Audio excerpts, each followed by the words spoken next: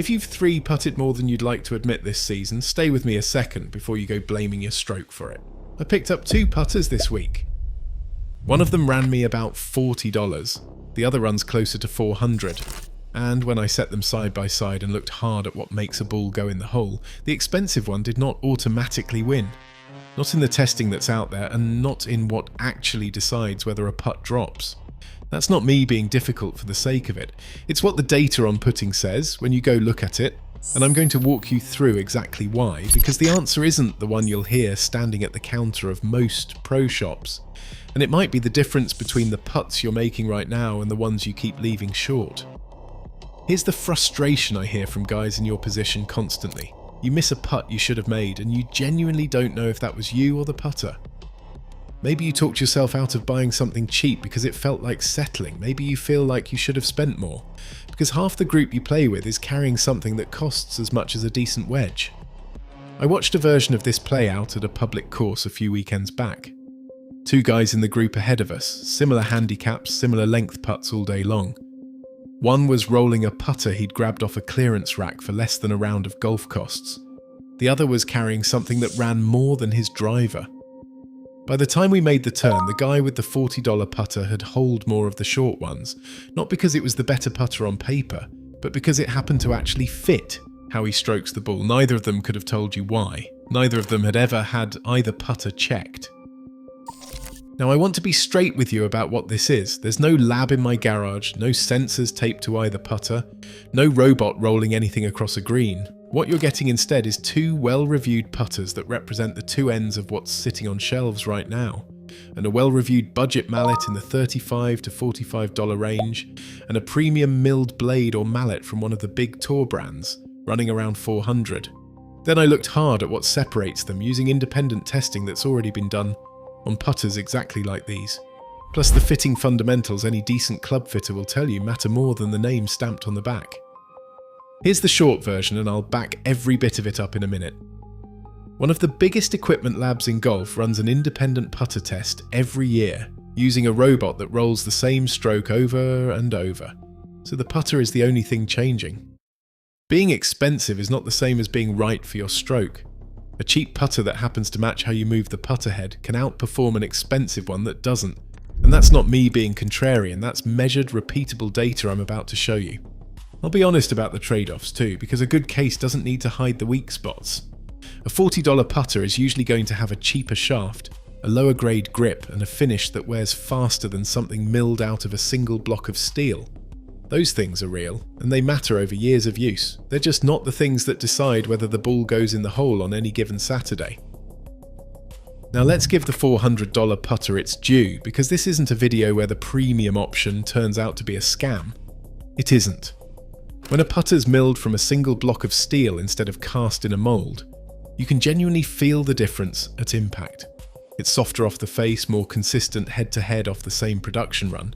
And companies that have been building putters for decades, your Scotty Camerons, your Odysseys, the higher-end Pings and TaylorMades, put real engineering into face milling patterns, into weighting you can move around to your exact specs, into grips and shafts held to a standard instead of a price point. If you've got the budget and you want something built to your exact length, your exact lie angle, your exact grip preference, that's a legitimate service, and you're paying for genuine expertise, not just a logo. That customization goes deeper than most golfers realize too. A proper putter fitting can dial in your exact sightline down to a fraction of an inch, adjust sole weights to change how the putter swings without changing its length, and match the grip size to your hands so your wrists stay quiet through the stroke instead of getting active at the worst moment. None of that is marketing fluff. It's genuine engineering, and if you've got a fitter who actually measures your stroke instead of just handing you a demo off the wall, that $400 is buying you something real. There's something else worth respecting too. A lot of guys who've played this game 30, 40 years have a relationship with a brand, earned over decades of being on the course with them. That's not nothing. Confidence over a 6-footer is part of what makes it go in. And if a $400 putter genuinely gives you that, it's doing real work for your game. I'm not going to sit here and tell a guy who's trusted the same brand since Reagan was in office that his confidence doesn't count for anything, because it plainly does. But here's the part almost nobody behind the counter is going to bring up next. And it's the part that actually decides whether either putter helps you or quietly costs you strokes. This whole video probably sounds like it's building toward $40 versus $400. Cheap against premium. One crowned the winner. If that's the takeaway you walk away with, you missed the point entirely. The real question was never which putter is better in a vacuum. It's whether either one fits how you stand over the ball and stroke it, because a $500 putter that doesn't fit you loses to a $40 putter that does, every single time. And I'm not just going to tell you to trust me on that, I can show you exactly why it's true. Every year, MyGolfSpy runs what's become the biggest independent putter test in golf. For their 2026 Most Wanted Putter test, they used a robot paired with a tracking system called Putt View to roll out roughly 50,000 recorded putts across 79 different putters, blades, mallets, and zero torque designs over about 160 hours of testing. They weren't scoring which one looked the best on a shelf. They were measuring at every distance how often the ball actually went in against an average tour player's benchmark. Here's what they found. Zero torque putters as a category posted the best make percentage of the three styles, averaging 46.9% against an overall average across the whole test of 44.3%, with blades trailing behind at 41.9%. Now here's the detail that should make you sit up in your chair.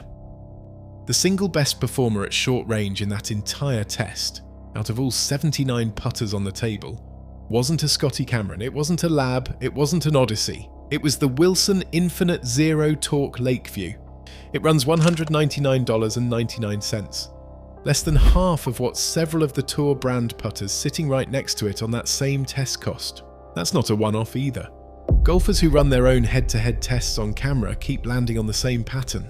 Independent testing over and over shows a cheaper or mid-priced option matching or beating an expensive one on putts hold, not just once, but consistently enough that it stops looking like a fluke. If it were just one test, one fluke result, I'd tell you to ignore it. It isn't. It's the same finding showing up again and again from different testers on different putters in different years. So why would that happen? This is where fitting comes in, and it's the part that decides everything else. Here's what happens if you sit down for a proper fitting instead of just grabbing something off the rack.